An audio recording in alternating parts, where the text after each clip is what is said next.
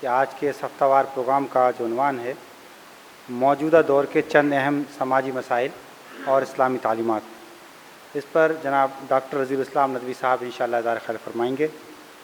موصوف کا مختصر سا تعارف یہ ہے کہ آپ نے ندوۃ العلماء لکھنؤ سے عالمیت کی ڈگری حاصل کی اور اس کے بعد علی گڑھ مسلم یونیورسٹی سے BUMS کیا۔ کئی کتابوں کے آپ مصنف ہیں اور سابق میں ادارہ تحقیقات اسلامی سے بھی وابستہ رہے اور اس وقت تصنیفی اکیڈمی کے سیکریٹری ہیں۔ میں محترم سے گزارش کرتا ہوں آئیں اور اپنے عنوان پر اظہار خیال فرمائیں۔ بسم اللہ الرحمن الرحیم۔ رب اشرح لی صدری ویسر لی امری واحلل عقدۃ من لسانی یفقہوا قولی۔ محترم بزرگوں اور بھائیوں، مسائل بہت سے ہیں، مسلم سماج کے اندر بھی، مسلم سماج کے باہر بھی، ہمارے ملک میں بھی اور عالمی سطح پر بھی۔ ظاہر ہے کہ مختصر وقت میں تمام مسائل کا احاطہ نہیں کیا جا سکتا۔ میں نے اس وقت چند ان مسائل کا انتخاب کیا ہے جو عالم انسانیت کو درپیش ہیں۔ پوری دنیا ان مسائل سے جوجھ رہی ہے اور وہ مسائل خود ہمارے ملک میں جو غیر مسلم انسانیت ہے ان کو بھی درپیش ہیں اور ان کے اثرات ہمارے مسلم سماج میں بھی آ رہے ہیں۔ فطرت کا اصول ہے کہ آدمی یا تو متاثر ہوتا ہے یا دوسرے کو متاثر کرتا ہے۔ تو مسلم سماج ہونا تو یہ چاہیے کہ مسلمان ایک امت دعوت ہیں، ان کو دوسروں کے مسائل حل کرنا چاہیے، انسانیت جن مسائل سے دوچار ہے ان کا حل پیش کرنا چاہیے، لیکن عملاً ہو یہ رہا ہے کہ وہ یہ جو مسائل ہیں ان سے خود مسلم سماج بھی متاثر ہو رہا ہے اور ان چیزوں کا وہ شکار ہو رہا ہے۔ تو میری گفتگو ہوگی کہ وہ مسائل وہ کیا ہیں، ان کے اسباب کیا ہیں اور وہ مسائل کتنے گمبھیر ہیں جن سے پوری دنیا پریشان ہے، اور یہ مسائل ایسے ہیں جو خود انسانوں کے اپنے پیدا کردہ ہیں۔ اللہ کے رسول صلی اللہ علیہ وسلم کی ایک صفت قرآن میں یہ بیان کی گئی ہے، وَيَضَعُ عَنْهُمْ إِصْرَهُمْ وَالْأَغْلَالَ الَّتِي كَانَتْ عَلَيْهِمْ۔ پیغمبر کی ذات تو وہ ہے کہ لوگوں نے جو بیڑیاں اپنے اوپر اپنے پیروں میں باندھ رکھی تھیں، جو بوجھ اپنے اوپر لاد رکھے تھے، ان کو وہ پیغمبر ہٹاتا ہے، ان بیڑیوں کو کاٹتا ہے اور ان بوجھ کو ان سے دور کرتا ہے۔ تو جن مسائل کا تذکرہ میں کروں گا ان سے یہ واضح ہوگا، اسلام کی روشن تعلیمات سے دور رہنے کی وجہ ہی سے یہ سارے مسائل پیدا ہوئے ہیں۔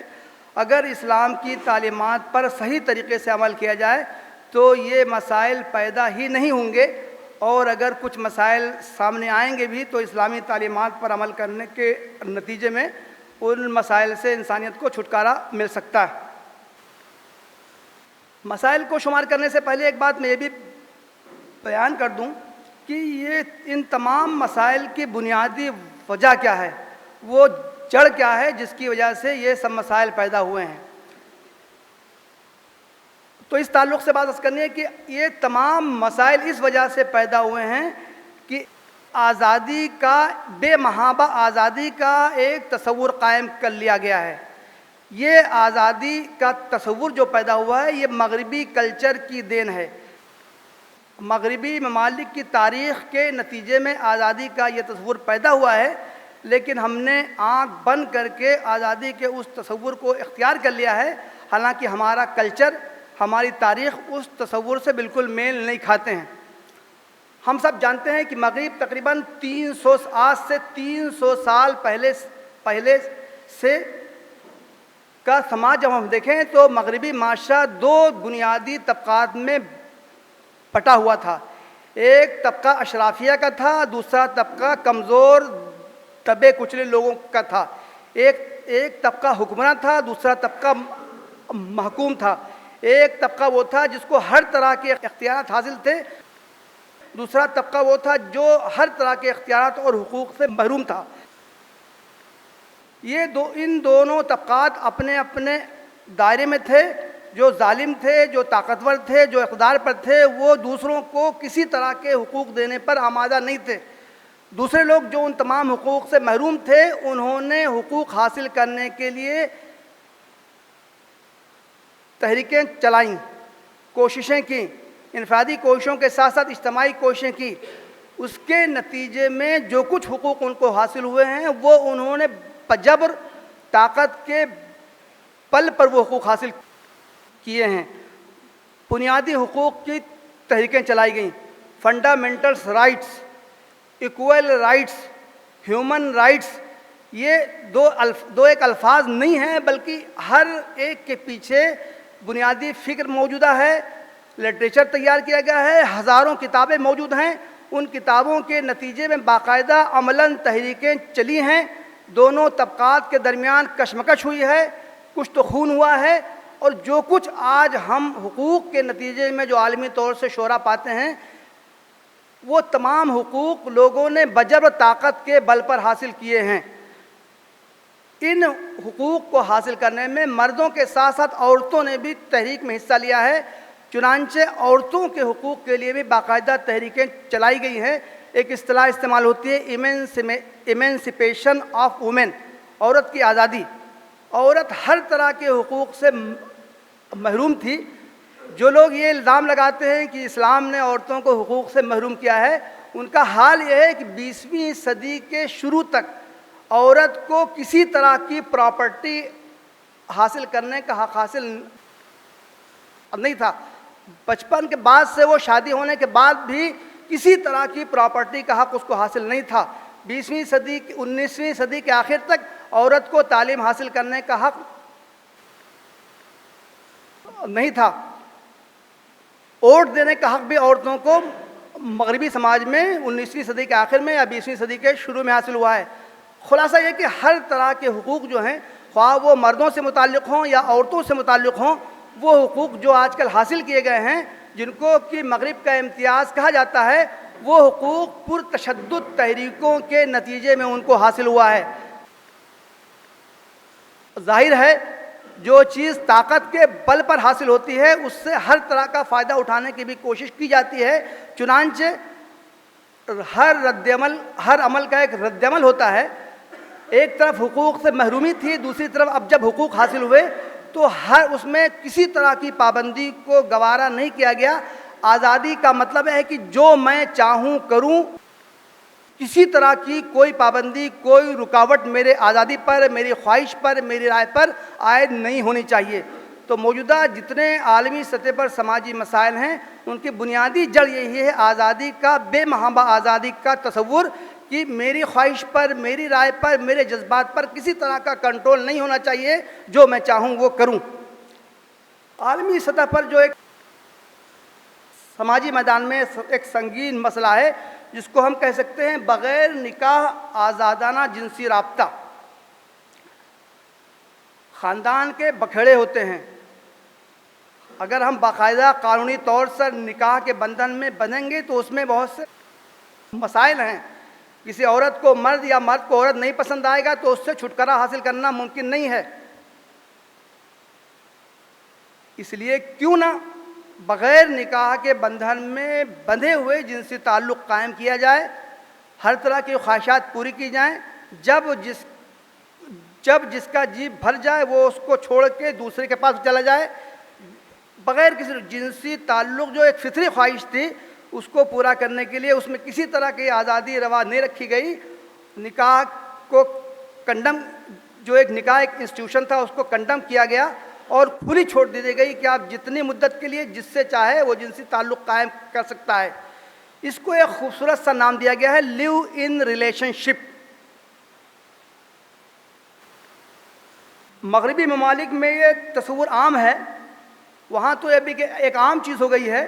ابھی 8-10 روز کے اندر یہ انٹرنیٹ پہ میں نے خبر دیکھی تھی، ایک جوڑے کی شادی ہوئی ہے، مرد کی عمر ہے 90 سال، عورت کی عمر ہے 84 سال، دونوں 60 سال تک بغیر نکاح کے ایک ساتھ رہے ہیں، بیٹے بیٹیاں پوتے پوتیاں نواسی نواسیاں سب ان کی موجود ہیں۔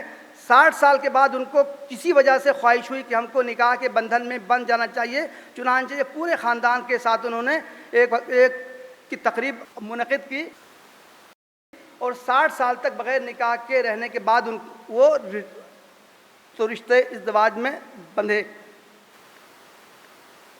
مغرب کی یہ وبا ہمارے ملک میں بھی آ گئی ہے۔ ابھی چند سال پہلے سپریم کورٹ نے اس کو قانونی جواز عطا کیا ہے۔ ہمارا ملک بھی اگرچہ ہندوؤں کی اکثریت ہے لیکن اس میں بھی سماج، کلچر، تہذیب کا ایک ملک سمجھا جاتا رہا ہے، لیکن مغرب کی وبا یہاں اتنی تیزی سے آ رہی ہے کہ سپریم کورٹ نے بھی اس کو قانونی جواز فراہم کیا ہے کہ اگر کوئی بغیر نکاح کے بھی دو مرد اور عورت ایک ساتھ رہتے ہیں تو ان کو اسی طرح کے حقوق حاصل ہونے چاہیے جس طرح کی ایک نکاح کے نتیجے میں ایک جوڑے کو حقوق حاصل ہوتے ہیں۔ اس کے پیچھے جو آرگومنٹ جج صاحب نے جو آرگومنٹ دیا ہے وہ اس کو آپ سنیں انہی کے الفاظ میں، when two adults want to live together what is offense؟ اگر دو مرد آزادی سے ایک ساتھ رہنا چاہیں تو یا اس میں آفینس کیا ہے؟ Does it amount an offense? Living together is not an offense. It cannot be an offense. جج صاحب فرماتے ہیں کہ دو مرد عورت کا ایک ساتھ رہنا offense جاریت ذاتی نہیں ہے، اس کا ان کو حق حاصل ہونا چاہیے۔ اور وہ کہتے ہیں کہ ہندوستان کے ملک کے دستور کی دفعہ 21 جو ہے جس میں کہ زندگی کا حق اور آزادی کا حق دیا گیا ہے تو اس کو پابند کرنا، نکاح کے ساتھ رہنے کی پابندی اختیار کرنا دستور کی روح کے منافی ہے، اس لیے ان کو ہر طرح کی آزادی ملنی چاہیے۔ یہ آزادی نکاح سے پہلے، نکاح کے بغیر ہے، لیکن اسی کا ایک تسلسل ہے جس کو ہم کہہ سکتے ہیں کہ جنسی تعلق میں جبر نہیں شامل ہونا چاہیے۔ اگر رضا ہے تو وہ زندگی کے کسی بھی مرحلے میں اس پر پابندی عائد نہیں کی جا سکتی ہے۔ کوئی لڑکی یا لڑکا چاہے وہ شادی شدہ ہو چاہے وہ غیر شادی شدہ ہو، شادی شدہ ہو بھی تو لڑکا اپنی بیوی کے حق تلفی کرتے ہوئے، لڑکی اپنے شوہر کے حق تلفی کرتے ہوئے کسی بھی مرد سے چاہیں اس سے جنسی تعلق قائم کر سکتی ہے۔ اصل جرم ہے جبر، جبر نہیں ہونا چاہیے۔ آزاد مرضی کے ساتھ وہ کسی طرح کا بھی عمر کے کسی بھی مرحلے میں تعلق قائم کر سکتے ہیں۔ قانون کی کوئی کتاب اٹھا کے دیکھ لیجئے، عدالت کے فیصلوں کو اٹھا کے دیکھ لیجئے، اس میں ریپ کی تعریف جو ملتی ہے، forcible sexual relation with a person against that personal will, کسی فرد کی آزاد مرضی کے خلاف اس سے زبردستی کر کے جنسی تعلق کرنا، یہ قانون کی نظر میں جرم ہے، عدالت کی نظر میں جرم ہے۔ ایک سال پہلے دسمبر میں جو واقعہ پیش آیا تھا، دلی کا جو کامنی کے ساتھ واقعہ پیش آیا تھا، وہ سب آپ حضرات کے ذہن میں تازہ ہوگا۔ اس واقعے کے پیش آنے کے بعد کئی مہینوں تک احتجاج ہوتے رہے، دلی میں ہی نہیں بلکہ پورے ملک میں احتجاج ہوتے رہے۔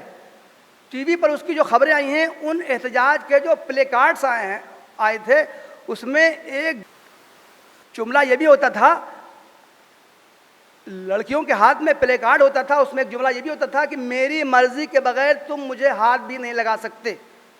کوئی اس کا مطلب یہ ہے کہ مرضی کے بغیر جو چاہے ہو سکتا ہے۔ ابھی تازہ واقعہ ہے آسارام کا، اس میں آپ اندازہ کریں کہ سماج کا کوئی طبقہ، حتیٰ کہ جو مذہبی حضرات جن کے ارد گرد تقدس کا حالہ ہوتا ہے، وہ بھی اس سے محفوظ نہیں ہیں۔ رضا کب جبر میں تبدیل ہو جائے وہ ہم جانتے ہیں، اس کی کوئی حد نہیں ہے۔ جب تک کسی کی خواہشات پوری ہوتے رہیں، کسی کے ضروریات پوری ہوتے رہیں، اس وقت تک رضا ہے، اگلے ہی لمحے وہ رضا جبر میں تبدیل ہو جاتا ہے۔ مختلف پریشرز ہوتے ہیں، مال کا پریشر، سروس کا پریشر، عہدے کا پریشر، شادی کا لالچ، مذہبی جذبات، ہر طرح کا پریشر ہوتا ہے۔ اس کے نتیجے میں بظاہر جو کہ رضا کی صورت نظر آتی ہے وہ حقیقت میں وہ جبر ہی ہوتا ہے، لیکن اس کے بارے میں کوئی حد بندی نہیں کی جا سکتی کہ کب جو ہے جو رضا ہے وہ جبر میں تبدیل ہو جائے۔ یہ آزادی کی لڑائی اتنی آگے بڑھتی ہے، تو ہم نے तो مثالیں دی ہیں. آزادی کی لے اتنی آگے بڑھتی ہے کہ انسان غیر فطری رویوں کا شکار ہو جاتا ہے. اس کی میں 2 مثالیں دوں گا. جو یہ کلچر مغرب میں عام ہے جس کو کہتے ہیں مرد مرد سے جنسی خواہش پوری کرے، عورت عورت سے جنسی خواہش پوری کرے. مرد یہ اول ذکر صورت کو ہومو سیکسولیٹی کہتے ہیں، دوسرے کو لیسبینزم کہتے ہیں. مغرب میں یہ کلچر عام ہے. افسوس کی بات یہ ہے کہ اس کو قانونی شیلٹر بھی دینے کی کوشش کی جا رہی ہے. کروڑوں انسان اس انتہائی گھناؤنی سماجی رویے کا شکار ہیں. مختلف مغربی ممالک ہیں جن میں ان کو شیلٹر دیا گیا ہے. کچھ ممالک کا نام آتا ہے ڈنمارک ہے، ناروے، سویڈن، فرانس، نیدرلینڈ وغیرہ میں قانونی جواز حاصل ہے. اور دوسرے مغربی ممالک ہیں ان میں ایسے قوانین وضع کیے جا رہے ہیں، وہ پروسیس میں ہیں جہاں پر کہ ان کو اس منحرف رویے کو جسٹیفائی کرنے کی کوششیں کی جا رہی ہیں. اس کا مطلب یہ ہے کہ اگر کوئی مرد کے ساتھ رہنا شروع کر دے، اس سے جنسی تعلق قائم کرے، تو اس کو ٹھیک اسی طرح کے حقوق حاصل ہونے چاہیے جس طرح کی ایک روایتی جوڑا جو رہتا ہے اس کو جس طرح کے حقوق حاصل ہوتے ہیں. افسوس کا معاملہ ہے کہ خود ہمارا ملک ہندوستان بھی اس کی لپیٹ میں آ رہا ہے. کچھ دنوں پہلے کا یہ سروے ہے. ہندوستان میں 25 لاکھ سے زیادہ افراد جو ہیں وہ ہم پرست تھے. ایک NGO ہے جس کا نام آتا ہے ناز فاؤنڈیشن، وہ اس کی تحریک چلا رہی ہے اور کوشش کر رہی ہے کہ اس طرح کے جوڑوں کو بھی اسی طرح کے حقوق قانون کے ذریعے، عدالت کے ذریعے مل جائیں جس طرح کے روایتی جوڑوں کو دیے جا رہے ہیں. افسوس کی بات یہ ہے کہ ہمارا ہندوستان کا عدلیہ بھی اس میں ملوث ہے. ابھی کچھ دنوں پہلے دہلی ہائی کورٹ نے بھی اس کو قانونی جواز دینے کی ایک بات کہی تھی. فاضل ججوں نے یہ کہا تھا کہ 1860 میں جو برٹش پینل کوڈ تھا اس کی دفعہ 377 جو ہے، جو اب تک لاگو ہے، جس میں اس کو قابل تعزیر جرم قرار دیا گیا تھا، تو اس دفعہ کو ہٹا لیا جائے، اس لیے کہ یہ دفعہ جو ہے وہ ہندوستان کے دستور کے بنیادی میں جو دفعہ نمبر 21 ہے، جو لوگوں کے بنیادی حقوق سے یہ متصادم ہے، اس لیے اس کو قابل تعزیر جرم نہیں بنانا چاہیے. ایک مسئلہ عالمی سطح پہ ایک اٹھا ہے جس کو ہم کہتے ہیں قائم مقام مادریت. ہم سب جانتے ہیں کہ اللہ تعالیٰ نے تولید کا کیا طریقہ کیا ہے. مرد عورت کے جنسی تعلق سے بچے پیدا ہوتے ہیں. اگر اس میں کسی میں کوئی خرابی ہو، مرد میں کوئی خرابی ہو یا عورت میں کوئی خرابی ہو جس کی وجہ سے شادی ہونے کے بعد بھی بچے نہ ہو سکیں، تو یہ حق ملنا چاہیے کہ آدمی کسی دوسری عورت کا رحم کا یوٹرس کرائے پر لے لے اور اس کے یوٹرس میں اپنا بچہ پیدا کروائے اور 9 مہینے کے بعد اس سے وہ بچہ حاصل کر لے. یہ صورت ہم لوگوں کے لیے ایک عجیب غریب سی لگتی ہے. ہم لوگ اس سے مانوس نہیں ہیں، لیکن آپ کو یہ سن کے حیرت ہوگی کہ یورپ میں، امریکہ میں یہ کلچر عام ہو گیا ہے اور بہت تیزی سے یہ پروان چڑھا ہے. 1980 تک اس کا کوئی تصور نہیں تھا. 85 میں پہلی مرتبہ اس کا کامیاب تجربہ کیا گیا کہ سائنسی آلات کے ذریعے کسی کا مادہ منویہ لے کر اس کو عورت کے بیضے سے فرٹیلائز کر کے دوسری عورت کے رحم میں منتقل کیا جائے. اور اس طرح جو پہلا تجربہ کیا گیا، اس کے بعد سے یہ 25 سال کے عرصے میں بہت سے ممالک میں اس کو قانونی درجہ دے دیا گیا ہے. مغربی ممالک کے نام ہے جارجیا، نیدرلینڈ، بیلجیم، یوکرین، اسرائیل. امریکہ کے بعض ریاستوں میں اس کو قانونی درجہ دے دیا گیا ہے. دوسرے ممالک میں یہ پروسیس میں ہے.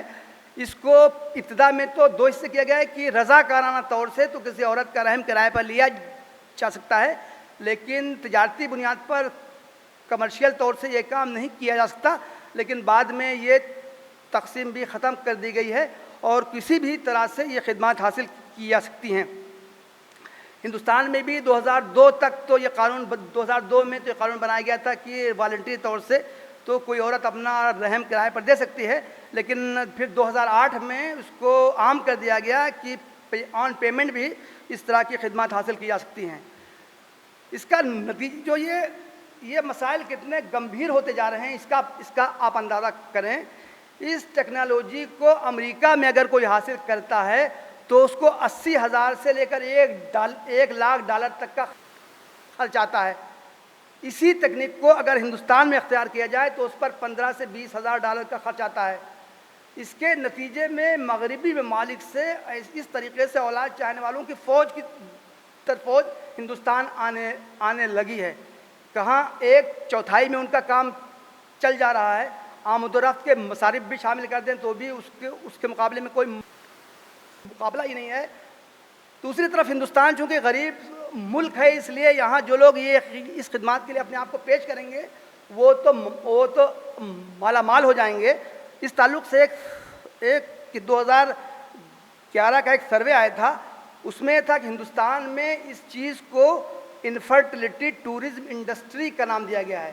یعنی یہ ایک ایسی انڈسٹری ہے جس میں ٹورزم بھی شامل ہے اور انفرٹیلٹی یعنی کہ اس میں بے اولاد جوڑوں کو اولاد بھی مل رہی ہے. اس کو انڈسٹری کا نام دیا گیا اور اس انڈسٹری میں 2011 میں $20 ملین کا سرمایہ لگا ہوا تھا. ایک بات یہ بھی ہے کہ اس وجہ سے ہندوستان میں یہ ٹیکنیک سستی ہے، مغربی ممالک میں مہنگی ہے. اس کے نتیجے میں ہندوستان کو surrogacy capital of the world یعنی پوری دنیا کا یہ کیپٹل ہے جہاں پر کہ اس طریقے سے قائم مقام مادریت کے ذریعے بچے کیے جاتے ہیں. ایک مسئلہ ہے جو جس سے کہ ہمارا ملک ہندوستان دوچار ہے، یہ دوسرے ممالک کا بھی ہے. رحم مادر میں قتل جنین. یہ معلوم کر لیا جائے کہ رحم مادر میں لڑکی ہے یا لڑکا ہے. اگر لڑکی ہے تو اس کو پیدائش سے پہلے ہی ہلاک کر دیا جائے. یہ چیز بھی ہندوستان میں بہت تیزی سے فروغ پا رہی ہے. شاید اس کی وجہ یہ ہے کہ یہاں پر لڑکیوں کے ساتھ بہت سے مسائل ہیں، شادی کے مسائل ہیں اور جہیز میں ان کو بہت زیادہ خرچ کرنا پڑتا ہے. اس کے مقابلے میں جو لڑکے ہوتے ہیں وہ جہیز لے کے آتے ہیں. اس سماجی کلچر کی وجہ سے لڑکیوں کو ہلاک کرنے کا رجحان جو بہت تیزی سے بڑھا ہے، اس کی وجہ سے ہندوستان کی آبادی جو ریشیو ہے وہ بہت تیزی سے کم ہو رہا ہے. ہم سب جانتے ہیں کہ ہندوستان میں 10 سال پہ سینسس ہوتا ہے، آبادی کی شمار کیا جاتا ہے. ہم اندازہ کریں کہ 2001 میں ہوا تھا، پھر 2011 میں ہوا تھا. 2001 میں جو 1000 مردوں کے مقابلے میں 940 عورتیں تھیں. 2001 میں 1000 میں 933 تھی. اب جا کے 2011 میں 1000 کے مقابلے میں 940 عورتیں ہیں. گویا کہ اب بھی جو ہے کوشش کے باوجود بھی بہت معمولی فرق آیا ہے. لیکن یہ تو بالغ مردوں کا تناسب ہے. بچوں کا الگ سے جو ایج گروپ ہے 1 سے لے کے 5-6 سال تک کا جو تناسب کیا گیا ہے وہ اور تشویشناک ہے. اس میں یہ ہے کہ 2001 میں جو تناسب تھا وہ 1000 میں 1000 بچوں میں 927 بچیاں تھیں اور 2011 میں جو ہیں 1000 میں 914 بچیاں ہیں. اس کا مطلب یہ ہے کہ اس کی وجہ یہ ہے کہ رحم مادر میں پہلے سے الٹرا ساؤنڈ کے ذریعے دوسرے چیزوں کے ذریعے تشخیص کر لی جاتی ہے اور مختلف تدابیر کے ذریعے ان کو ہلاک کر دیا جاتا ہے. ایک مسئلہ ہے اولڈ ایج ہوم. سماج کی بنیاد خاندان پہ ہوتی ہے. خاندان کی اکائی جہاں مرد اور عورت ہوتے ہیں وہیں بچے اور والدین ہوتے ہیں. مغرب میں والدین کو ایک بیکار اور غیر مفید چیز سمجھ لیا گیا ہے. اس کے نتیجے میں ان کا یہ تصور آ گیا ہے جو نوجوانوں میں کہ والدین جو ہیں ہمارے آرام میں مخل ہوتے ہیں. ان کی وجہ سے ہمارے اوپر بہت سی پابندیاں عائد ہوتی ہیں. اس لیے والدین کی بنیادی ضروریات پوری کر کے ان کو کسی جگہ دارالدوفا کے حوالے کر دیا جائے. یہ تصور بھی امریکہ میں اور یورپی ممالک میں بہت تیزی سے ادھر فروغ پا رہا ہے. اس کا آپ اندازہ اس سے کریں کہ 2005 میں کچھ سروے ہمارے پاس ہیں. 2005 میں امریکہ میں 11,000 اولڈ ایج ہوم تھے، جو 5 سال میں 2010 میں 1,000 کا اور اضافہ ہوا، 12,000 اولڈ ایج ہوم ہیں جو پورے امریکہ میں پھیلے ہوئے ہیں۔ اسی طرح ایک سروے اور آیا ہے جو بہت دلچسپ ہے کہ 2006 کا یہ ہے تو سروے ہے کہ ناروے، نیدرلینڈ اور ڈنمارک وغیرہ ممالک میں صرف 4% بوڑھے ہیں جو اپنے بچوں کے ساتھ رہتے ہیں، ورنہ 96% لوگوں کو اولڈ ایج ہوم ہی میں رہنے کو ملتا ہے۔ اولڈ ایج ہوم بہت پرتعیش بنائے جاتے ہیں، دنیا کی ہر طرح کی سہولت اس میں فراہم ہوتی ہے، پیڈ بھی ہوتے ہیں اور فری بھی ہوتے ہیں، یعنی ان میں آپ فیس دے کے بھی رہ سکتے ہیں، اور اگر آپ کے پاس اتنی استطاعت نہیں ہے تو اتنے چیریٹیبل ادارے ہیں کہ آپ وہاں مفت میں سہولت حاصل کر سکتے ہیں۔ اولڈ ایج ہوم میں ایسی سہولیات ہیں کہ ہم اپنے گھریلو زندگی میں اس کا تصور نہیں کر سکتے ہیں۔ سوئمنگ پول تک ہوتے ہیں، جو لوگ اکیڈمک کام کرنے والے ہوتے ہیں ان کے لیے لائبریریاں ہوتی ہیں، وہ بڑے بڑے پارک ہوتے ہیں، ٹیلی فون انٹرنیٹ کی سہولت ہوتی ہے، وہ ذرا سا نزلہ زکام آ جائے تو ایمبولینس ہوتی ہے، فوراً میڈیکل ہاسپٹلس ان کو لے جانے کی ضرورت ہوتی ہے۔ لیکن کیا وہاں پر ہمدردی، اخوت، انسیت، شفقت اور محبت بھی پائی جاتی ہے؟ تو سروے تو یہ بتاتا ہے کہ وہ لوگ بیچارے ان تمام چیزوں سے محروم رہتے ہیں، اور ہزارہ دنیاوی تعیشات کے باوجود بھی ان کو ایک کمی کا احساس رہتا ہے جس کی تلافی کسی صورت میں پوری نہیں ہو پاتی۔ یہ کلچر ہندوستان میں بھی مغربی ممالک سے آیا ہے اور بہت تیزی سے فروغ پا رہا ہے۔ اس کا اندازہ آپ سروے سے آپ کر سکتے ہیں۔ 1950 تک پورے ہندوستان میں کل 96 اولڈ ایج ہوم تھے۔ 1970 میں یعنی 20 سال کے عرصے میں 94 اور اولڈ ایج ہومس کا اضافہ ہوا۔ اس کے بعد ہر 10 سال میں 100 اولڈ ایج ہوم کا اضافہ ہوتا گیا۔ 1995 میں 529 اولڈ ایج ہوم تھے پورے ہندوستان میں، جن میں سے 20% صرف کیرلا کی ریاست میں تھے، اور اب 1909 میں ایک NGO ہے ہیلپ ایج انڈیا، اس نے پورے ہندوستان کے اولڈ ایج ہوم کی ڈائریکٹری شائع کی ہے۔ اس میں 1274 اولڈ ایج ہوم کے ایڈریسز موجود ہیں۔ آپ جس ریاست میں رہنے والے ہوں، جس بڑے شہر کے رہنے والے ہوں، انٹرنیٹ سے وہ ڈائریکٹری کیجئے، اگر آپ کو ضرورت ہو تو اس کی خدمات حاصل کیجئے۔ اسی طرح ایک انٹرنیٹ پہ سروے دہلی کا بھی ہے۔ دہلی میں 2007 میں 30 اولڈ ایج ہوم موجود تھے مختلف علاقوں میں، اور ان کے ایڈریسز، ای میل، فون وغیرہ سب حاصل تھے۔ ایک جو فنامنا ہے، جو مسئلہ ہے، جو عالمی سطح پہ ہے، وہ ہے گھریلو تشدد۔ سماج میں جو خواتین رہتی ہیں، چاہے وہ بیوی ہو، ماں ہو، بہن ہو، بیٹی ہو، وہ سماج کے مرد جو لوگ رہتے ہیں ان کے ذریعے ان کو جسمانی، ذہنی، ہر طرح کے تشدد کا شکار ہونا پڑتا ہے۔ یہ تشدد پوری دنیا میں عام ہے۔ اس کی وجہ بھی وہی ہے جو مغربی کلچر ہے۔ مغربی کلچر میں عورتوں کو حقوق ملے ہیں لڑ جھگڑ کے، طاقت کے بل پہ ملے ہیں۔ تو مغربی کلچر میں جو خاندان ہے، اس میں جو فریق ہیں، مرد عورت ہیں، وہ ایک دوسرے کے رفیق نہیں ہیں، ایک دوسرے کے حلیف نہیں ہیں، بلکہ وہ ایک دوسرے کے حریف ہیں۔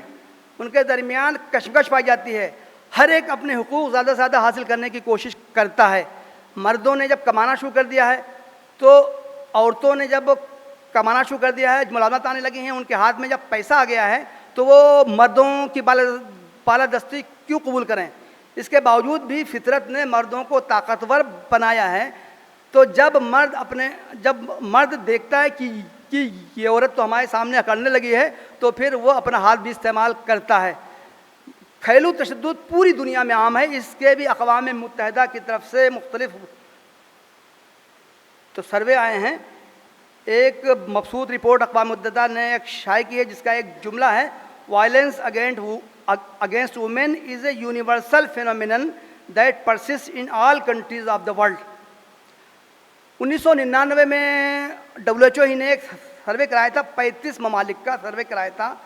اس سے معلوم ہوا تھا کہ پوری دنیا میں 52% عورتیں جو ہیں وہ اپنے شوہر یا جن کے ساتھ وہ رہتی ہیں ان کے ذریعے تشدد کا شکار ہوتی ہیں۔ اسی طرح 1997 میں اقوام متحدہ نے ایک سروے کرایا تھا، دلچسپ سروے کرایا تھا، پوری دنیا کے 10 ممالک کا سروے کرایا تھا، بنگلہ دیش، برازیل، ایتھوپیا، جاپان، نامیبیا، پیرو، سموا، سربیا، تھائی لینڈ اور تنزانیہ۔ یہ انہوں نے مختلف ممالک کا انتخاب کیوں کیا یہ اس سروے رپورٹ میں نہیں دیا ہوا ہے۔ اس سروے رپورٹ کا خلاصہ ہے کہ اس سروے میں ان 10 ممالک کے 15 مقامات سے 24,000 عورتوں پہ سروے کیا گیا تھا۔ اس کا خلاصہ یہ ہے کہ سب سے کم تشدد جاپان میں پایا جاتا ہے 15%، اور سب سے زیادہ تشدد 71% بنگلہ دیش میں پایا جاتا ہے۔ ہندوستان میں بھی تشدد پایا جاتا ہے۔ اس تشدد کی روک تھام کے لیے 2001 میں ایک بل پیش ہوا تھا، the protection from domestic violence bill, جو 4-5 سال کی کوشش کے بعد، محنت کے بعد وہ 2006 میں وہ ایکٹ کی صورت میں منظور ہوا ہے اور وہ نافذ ہوا ہے۔ لیکن اس کے باوجود بھی عورتوں کو نہ ہندوستان میں اور نہ پوری دنیا کے ممالک میں گھریلو تشدد سے نجات نہیں ملی ہے، اور یہ تشدد ہر طرح کا ہے، جسمانی، ذہنی، سماجی، ہر طرح کا تشدد ہے، جس میں کہ اس سروے میں تشدد کی صورتوں کا بھی تذکرہ کیا گیا ہے۔ تھپڑ مارنا، ہڈی توڑنا، گرا دینا، زخمی کر دینا، ہر طرح کا اس میں شامل ہے۔ حتیٰ کہ سروے میں ایک چیز یہ بھی ہے کہ WHO کی ایک رپورٹ ہے کہ پوری دنیا میں جو عورتیں قتل ہوتی ہیں اس میں سے 40% عورتوں کو قتل کرنے والے ان کے شوہر یا بوائے فرینڈ ہوتے ہیں۔ تو اس سے ہم اندازہ کر سکتے ہیں، چنانچہ اسی وجہ سے اس WHO کی رپورٹ میں گھریلو تشدد کو کینسر کی طرح کا خطرناک ایک مرض قرار دیا گیا تھا، جو آج کل پوری دنیا میں عام ہے۔ محترم بزرگوں، دوستو، یہ جو کچھ میں نے مختلف ایشوز پیش کیے ہیں، یہ وہ ایشوز ہیں جو پوری دنیا میں عام ہیں، لیکن جیسا کہ میں نے شروع میں بتایا کہ یہ وہ ایشوز ہیں جو انسانوں کے خود پیدا کردہ ہیں۔ اسلامی تعلیمات سے محرومی کے نتیجے میں یہ لوگ شکار ہوئے ہیں۔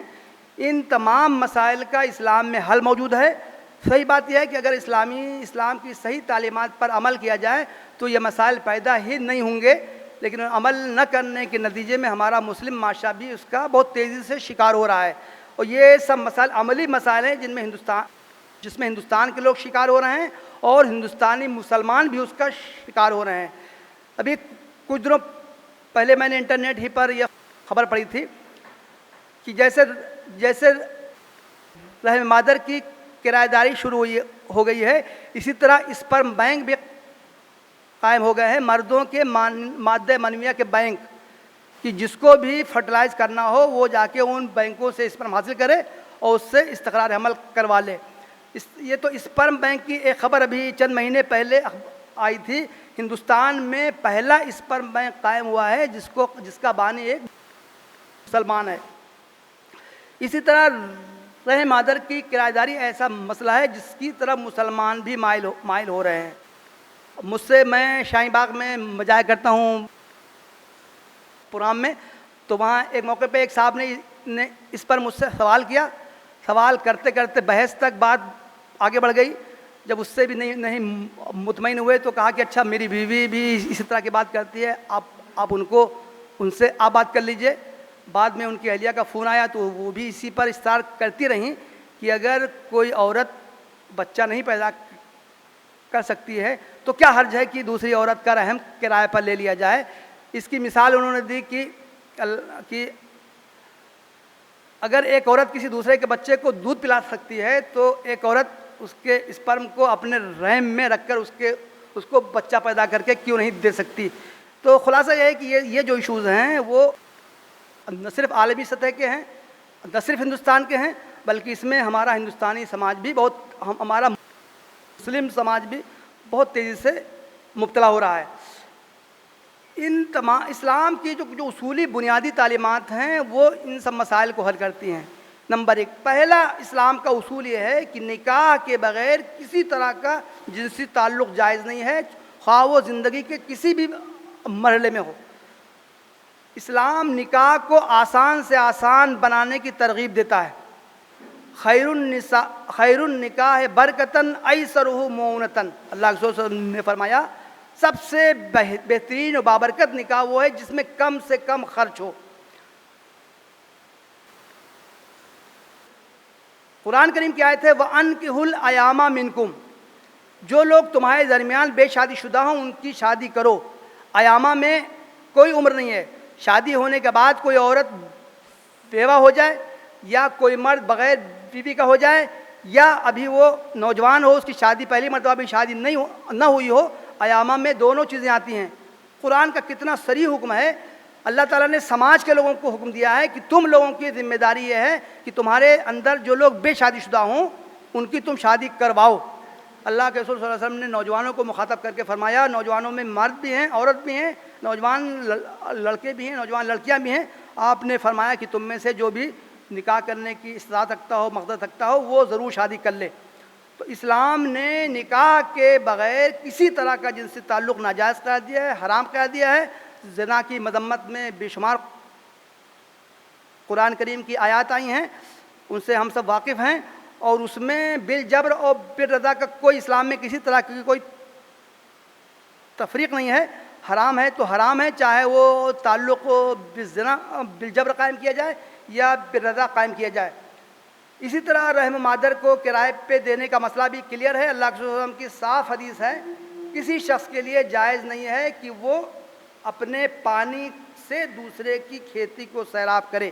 اللہ کے رسول صلی اللہ علیہ وسلم کا ارشاد, اب دیکھیں اس میں کتنی بلاغت پائی جاتی ہے, کتنی پاکیزگی ہے, کتنے لطیف انداز میں اللہ کے رسول صلی اللہ علیہ وسلم نے فرمایا ہے کہ کسی طرح کا بھی تعلق اور رحم مادر کا غیر شوہر کے لیے رحم مادر کا استعمال کسی طرح بھی جائز نہیں ہے. قتل جنین کے بارے میں بھی ہم اسلام میں کتنی اس کی شناخت پائی جاتی ہے کہ اس کا ہم اندازہ کر سکتے ہیں.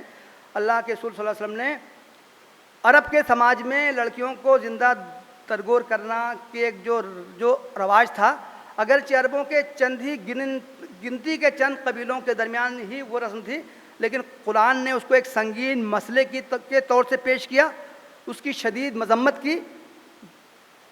بہت سی آیتیں ہیں قرآن کریم میں, ایک آیت ہم صرف بولیں وَإِذَا الْمَوْءُودَةُ سُئِلَتْ. جب قیامت میں اس لڑکی سے پوچھا جائے گا جس کو زندہ درگور کیا گیا تھا کہ تم کو کس جرم میں دفن کیا گیا. اس آیت میں کتنی بلاغت پائی جاتی ہے, ہم اس کا اندازہ کریں. پوچھا جاتا ہے مجرم سے, لیکن معاملے کی شناخت کو بیان کرنے کے لیے کہا جا رہا ہے کہ جس لڑکی کو دفن کیا گیا تھا اس سے قیامت میں اللہ تعالیٰ پوچھے گا تم کو کس جرم میں دفن کیا گیا تھا. متعدد احادیث ہیں جس میں اللہ کے رسول نے فضیلت بیان کی ہے, جس کی 3 لڑکیاں ہوں یا 3 بہنیں ہوں, وہ ان کی پرورش کرے, تعلیم و تربیت کرے, ان کی شادی کرے, اس کے لیے جنت ہے. صحابی پوچھتے ہیں اللہ کے رسول اگر کسی کی 2 لڑکیاں ہوں, اللہ کے رسول نے فرمایا اس کے لیے بھی وہ جنت ہے. صحابی کہتے ہیں کہ آپ نے ایک کے بارے میں تو نہیں فرمایا, لیکن آپ کا جو انداز تھا, جو ٹون تھا, اگر میں ایک کے بارے میں پوچھتا تو بھی آپ یہی فرماتے کہ ہاں ایک کے لیے بھی وہ جنت ہے. کسی لڑکے کی پرورش کے لیے جنت کی خوشخبری نہیں دی گئی ہے جتنے کی لڑکی کی پیدائش کے لیے جنت کی پیدائش کے بعد اس کی تعلیم اور تربیت کے لیے جنت کی خوشخبری دی گئی ہے. اولڈ ایج ہوم کی آپ بات کر لیجیے. اولڈ ایج ہوم کا تصور سراسر غیر اسلامی تصور ہے.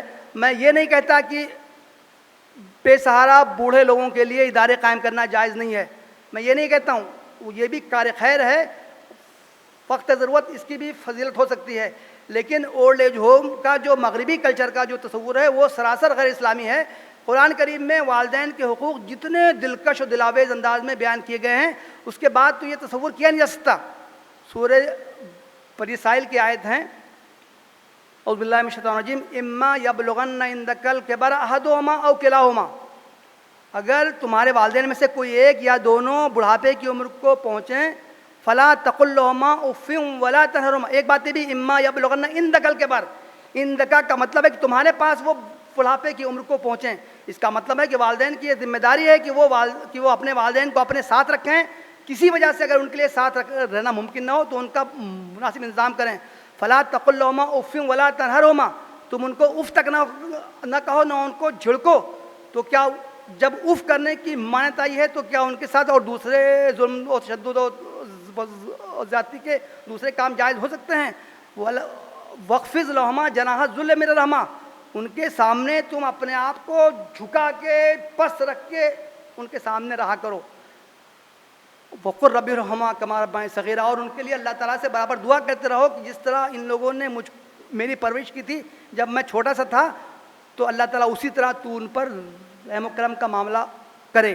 ایک حدیث بھی آتی ہے، بہت دلکش حدیث آتی ہے. ایک بوڑھے نے آ کے اللہ کے رسول کے پاس شکایت کی، اللہ کے رسول جب یہ میرا بیٹا بچہ تھا تو میں نے اس کو پال پوس کے بڑا کیا، اس نے پیشاب کیا پخانہ کیا میں نے اس کو دھویا، میرے سوتے ہوئے اس کی آواز نکلی تو میں نے اپنی نیند توڑ کے میں گیا اس کو میں نے اٹھایا. اب یہ بڑا ہو گیا ہے تو مجھ سے یہ کہتا ہے کہ میرا مال آپ اڑائے دے رہے ہیں. اللہ کے رسول صلی اللہ علیہ وسلم نے کہا جاؤ اپنے بیٹے کو بلا کے لاؤ. وہ گیا بیٹے کو بلا کے لایا. اس کی باتیں سن کے اللہ کے رسول صلی اللہ علیہ وسلم رو پڑے.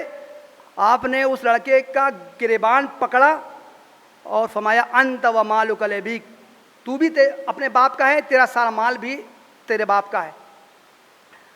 آخر میں یہ گھریلو تشدد کا معاملہ جو ہے وہ عالمی سطح پہ بھی ہے، ہندوستان میں بھی ہے، اور افسوس کی بات ہے کہ ہمارا مسلم سماج بھی اس کا شکار ہے.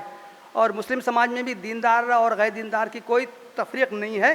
دیندار لوگ بھی دھڑلے سے اپنے بیویوں کے حقوق اس سے ان کو محروم رکھتے ہیں، اور اگر ان کو کہا جاتا ہے تو وہ قرآن کی وہ آیت پیش کر دیتے ہیں جس میں کہا جاتا ہے کہ اللہ تعالیٰ نے عورتوں کو ماننے کی اجازت دی ہے. وہ قرآن کی آیت کی انتہائی غلط تعبیر ہے. اس میں کہا گیا ہے نشوز کے بعد جو عورتیں نشوز کریں، سرتابی کریں اور اپنے شوہروں کا احترام نہ کریں، ان کے ہر حکم کے الٹا کریں، ان کے خلاف ہر کام کریں، ایسی عورتوں کا انجام تو ہونا چاہیے کہ فوراً ان کو طلاق دے کے الگ کر دیا جاتا. لیکن اسلام نے اس سے پہلے 3 یا 4 مراحل بیان کیے گئے ہیں. ان کو سمجھاؤ، ان کا بستر الگ کر دو، اور اگر اس کے ہر مرحلے کے بعد اگر اس سے بھی وہ نہ مانیں تو ان کو مارو. اور مارنے کی تعبیر صحیح احادیث میں آئی ہے. مارنے کا مطلب یہ نہیں ہے کہ ان کو تم اتنا مارو کہ تم ان کی ہڈی توڑ دو. مارنے کی تعبیر صحابہ نے پیش کی ہے. اگر اس زمانے میں کسی کے ہاتھ میں کوئی مسواک ہو تو اس مسواک مار دے اور کہ تم یہ کیوں نہیں باز آ رہی ہو. اس کے ساتھ ساتھ صحیح حدیث میں صاف الفاظ میں اللہ کے رسول نے ایک مرتبہ کچھ عورتوں نے آ کے اللہ کے رسول سے شکایت کی، اللہ کے رسول ہمارے شوہروں نے ہم کو مارا ہے. آپ نے خطبہ دیا، فرمایا کہ جن لوگوں نے عورتوں کو مارا ہے وہ تم میں اچھے لوگ نہیں ہیں. اللہ کے رسول نے خود فرمایا ہے بہترین لوگ وہ ہیں جن کے اخلاق اچھے ہیں، اور سب سے بہتر آدمی میں ہوں اس لیے کہ میرے اخلاق میرے گھر والوں کے ساتھ اچھے ہیں. اسلام کی بنیادی تعلیمات جو ہیں، اسلام نے عورتوں کے جو حقوق بیان کیے گئے ہیں وہ اس سے ہم سب واقف ہیں. اسلام کی ان تعلیمات پر اگر عمل کیا جائے تو اسلامی سماج میں، اسلامی معاشرے میں گھریلو تشدد کبھی رونما ہی نہیں ہو سکتا ہے. یہ چند وہ مسائل تھے جس کا میں نے احاطہ کرنے کی کوشش کی ہے.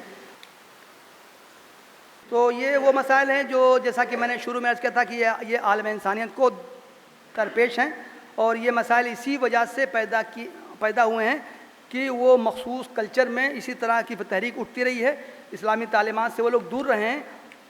ہم سب کی ذمہ داری ہے کہ ان مسائل کو حل کرنے کے لیے جہاں تک ہو نہ صرف یہ کہ اسلامی تعلیمات کو پیش کریں اور اسلامی تعلیمات کی معقولیت بھی واضح کریں، اور ساتھ ہی اپنے عمل کے ذریعے بھی ان اسلامی تعلیمات کا عملی نمونہ پیش کریں.